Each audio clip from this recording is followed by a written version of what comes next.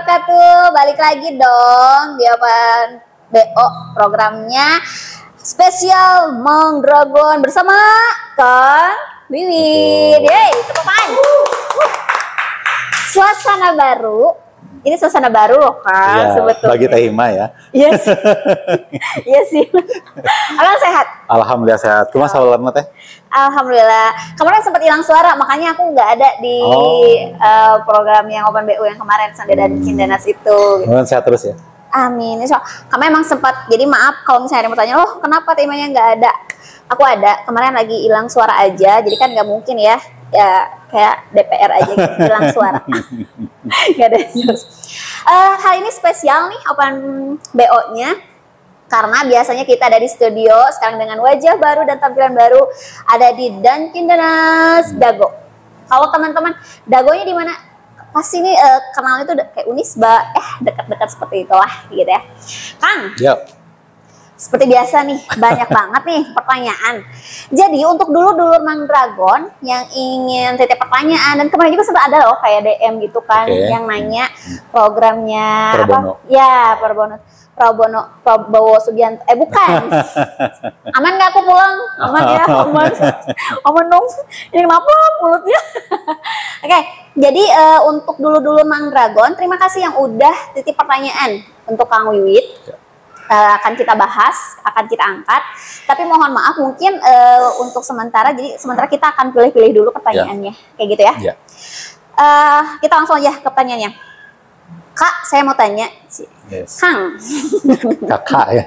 Kakak, saya mau tanya, gimana cara ngadepin cowok yang suka sama kita, tapi akunya gak nyaman. Awalnya aku kasih dia kesempatan, tapi dia ghosting. Jadi ghosting itu alasannya karena dia kan lagi akmil. Mungkin ini adalah Kapten Yosi Jin. Gimana sih sikap yang baiknya? Aku tanya mama aku, katanya biarin aja kalau dia ngedeketin. Anggap aja temen. Nah itu gimana Kak? Dia kayak lagi galau nih. Jangan galau lagi ya, karena akan kita kumpas tuntas oleh Kang Wiwit. Itu sama itu aja pertanyaannya atau ada lagi? Iya, yang ini satu aja. Satu aja gitu. Baik. Mungkin untuk ini saya mau tanya dulu nih, yang penanya ini laki atau perempuan? Iya sih. Nah, jadi emang mungkin sih itunya cowok, mungkin cewek ya. Tapi kelihatannya kalau dari gayanya sih kemungkinan perempuan. Karena memang ada banyak ya. Biasanya kalau dideketin kan biasanya lebih agresif perempuan, laki-laki ya. Ada ngedeketin berarti rata-rata kayak gitu. Nah, jadi gini teman-teman sekalian, ini bukan justifikasi ya. Tapi yang namanya ketika tadi kan ada kata-kata dia nanya ke ibunya, masalah cowok nanya ke ibu, sebetulnya bukan berarti itu nggak boleh, hanya saja sepandai-pandainya perempuan memaparkan tentang laki-laki, itu dia bukan laki-laki gitu loh, ngerti nggak? Jadi otomatis ya cara orang terbaik untuk mendeskripsikan laki-laki ya seorang laki-laki. Berarti harusnya ke bapaknya. Betul. Nah, bukan ke ibunya. Tadi kan ada penghususan nih, akmil katanya kan. Iya, nah, jadi akmil. Nah, di sini pun saya akan memaparkan juga kepada teman-teman, bukan berarti menjustifikasi, tapi ada beberapa karakter laki-laki yang memang dibentuk oleh lingkungan. Contohnya adalah salah satunya adalah akmil ini. Ya, semua hal yang berhubungan dengan militer, dengan yang kepolisian, itu mereka tuh harus ingat, mereka itu ada sebuah lembaga yang memang mengkondisikan orang-orang di dalamnya itu untuk punya satu hal yang penting. Apa itu? Loyalitas bela negara. Jadi mereka memang didoktrin, dikondisikan untuk punya loyalitas yang sangat tinggi, patriotisme yang tinggi, bela negara, dan memang untuk didesain untuk bisa menjadi frontliner dalam hal masalah bela negara dan patriotisme. Sehingga punya trait-trait umum yang berbeda dengan warga sipil. Itu beda banget. Beda ya? Beda karakternya. Sekali lagi, bukan maksud untuk menjelaskan atau mencap ya, tapi ini adalah hasil pengamatan saya. Mohon kalau ada yang tidak setuju atau ingin memperbaiki, ingin koreksi, tulis di komentar. Komentarnya yang YouTube ya? Yang YouTube ya. Biar lengkap. Jadi pertama, karena mereka dicetak untuk loyalitas, mereka punya pembawaan yang berbeda. Apa pembawa berbeda? Satu, orang-orang yang ada di akpil atau di militer atau di kepolisian, mereka itu kalau udah suka sama orang akan dikejar terus. Mereka agak susah untuk pindah ke lain hati, apalagi ke lain body. Ya kan? Coba, saya yakin Taima juga punya pengalaman dong. Entah itu temen, entah saudara, kan tipikalnya sama. Iya. Kalau udah suka sama orang kejar terus. Iya, iya, iya. Ya, amit-amit nih. Walaupun ternyata dia bisa nikah dengan orang lain, tetap dalam pikirannya mah adalah untuk masa perasaan lebih ke si orang yang disuka pertama kali. Tapi tidak merusak, tidak menyebabkan dia ibaratnya ke hubungan yang sekarang itu misalkan dia jadi nggak bagus, tetap bagus karena mereka dilatih untuk bisa meng-take over perasaan gitu loh. Kenapa? Teh atau kebayang teh ya, mohon maaf bagian teh kalau orang militer perasaannya baperan. Coba mau nembak teh, aduh kan nggak banget, ya kan? Sehingga mereka itu adalah orang-orang yang memang didesain untuk bisa memisahkan antara kebutuhan emosi dengan kewajiban, gitu kan? Nah, sehingga untuk masalah ini, ketika ada seorang yang masih akmil nih ya, nah maka harus tahu, harus ngerti gitu kan, bahwasanya orang yang dideketin harus ngerti kenapa. Mereka itu kalau udah suka sama orang akan terus kejar, tapi ada hal yang lebih penting, itu apa mereka sedang akmil. Yang namanya orang lagi akmil tuh banyak banget keterbatasan sosialnya. Karena ibaratnya kayak lagi di karantina gitu. Betul, ya. Betul, lagi di training, lagi akmil. Iya, jadi udah jadi perwira pun nanti, karena biasa akmil kalau lulusannya jadi perwira, biasanya jabatan 2 misalkan ya. Itu tuh mereka juga punya keterbatasan, tapi memang hubungan sosial lebih bebas ya. Tapi keterbatasan seperti misalkan harus apel lah, dinas di luar kota lah, ditugaskan misalkan di kota mana, itu nggak bisa nolak loh. Jadi mungkin cenderungan apel untuk wajib militernya itu lebih sering dibandingkan apel ke rumah jelas kamu. Lah, jelas banget itu Mah ya. Gitu ya. Nah, di sini jadi ketika ada orang mendekati itu, nah para wanita yang sedang menghadapi para akmil ini harus hati-hati gini. Harus betul-betul sadar betul bahwa mereka itu banyak keterbatasan. Jadi kalau kalian berkomitmen dengan orang-orang yang sedang akmil, satu, itu ibaratnya benar-benar kayak LDR. Harus siap aja sih. Harus siap aja. Tapi dan sebenarnya mereka itu kalau saya sarankan sebetulnya kalaupun misalkan mau melakukan ibaratnya memberi kesempatan, beri kesempatan sudah lulus akmil. Karena mereka mah kalau kecenderungannya menikahnya tinggi banget, rating ketika nikahnya itu tinggi banget dari mulai suka. Rating nikahnya itu tinggi banget. Ngerti nggak? Jadi kalau misalnya orang tentang ibaratnya mah angkatan misalnya, entah militer atau polisi, kalau udah suka sama orang, khususnya lebih ke kan ini akmil kan, pasti TNI ya. Itu kalau dia udah suka sama seorang perempuan, laki-laki suka sama perempuan, maka dia itu akan komitmennya itu kuat banget.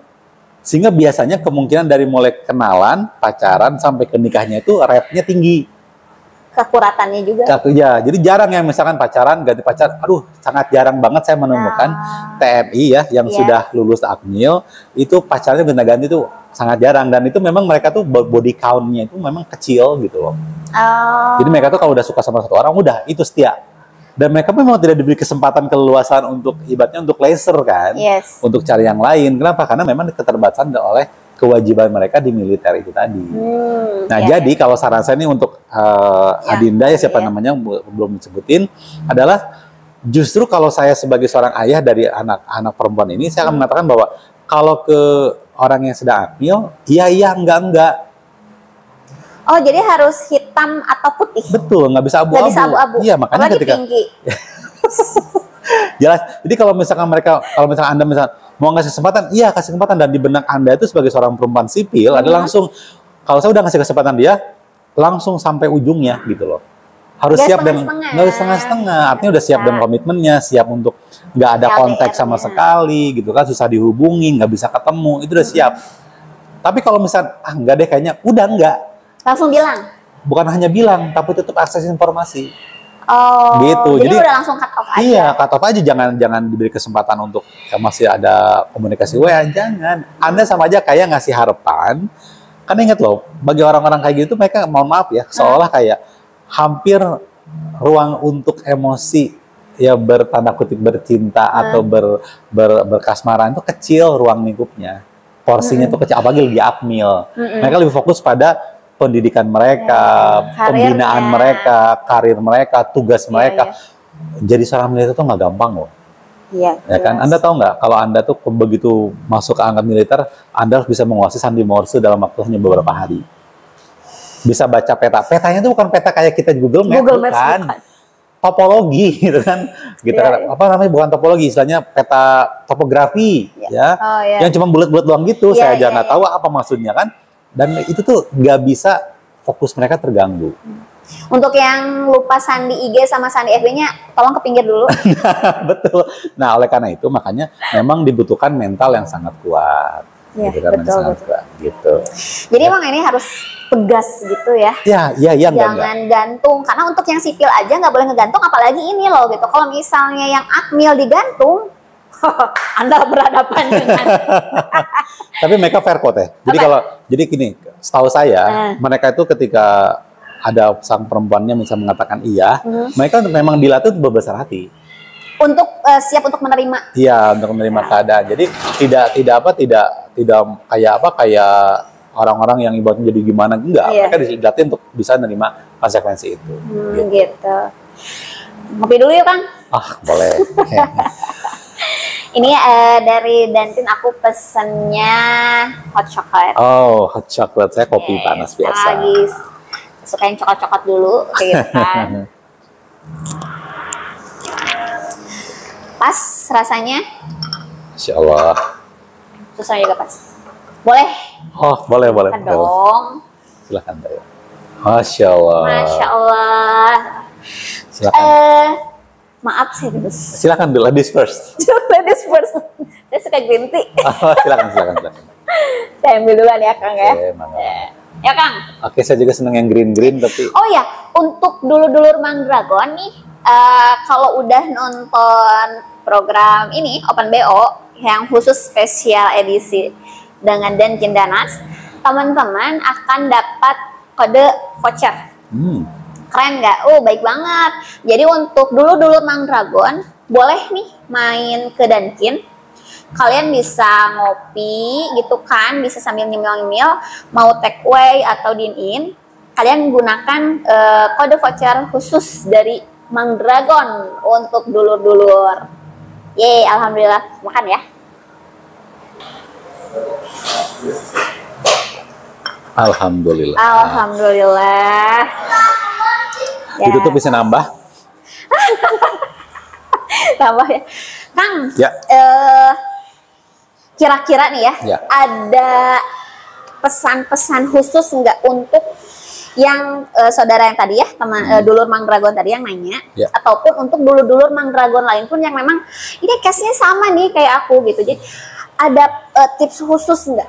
Oke, jadi dulur-dulur. Sebenarnya gini, memang agak dilematis ya ketika kita menghadapi satu sisi beliau itu harus menjalankan kewajiban yang laki-lakinya, dan sisi lain juga memang yang namanya perasaan mah ya, kita nggak bisa mencegah. Cinta itu tumbuh bisa di mana cek. Kalau baheula mah jodoh mah jorok katanya.